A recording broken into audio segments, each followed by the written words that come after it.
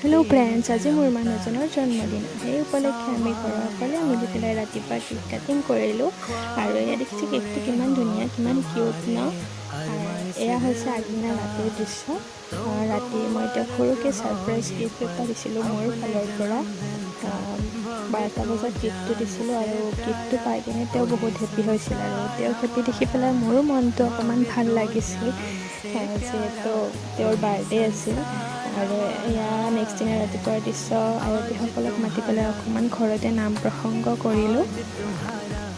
এতিয়া চাওঁ ব'লক আজিৰ খানাতনো কি আছে।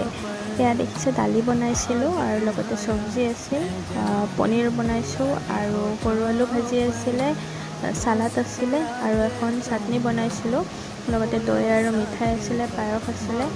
আজি যিহেতু নাম ধৰা হৈছিল সেইকাৰণে নিৰামিষে বনাইছোঁ। আৰু তোমালৈ পুনৰ এবাৰ জন্মদিনৰ বহুত বহুত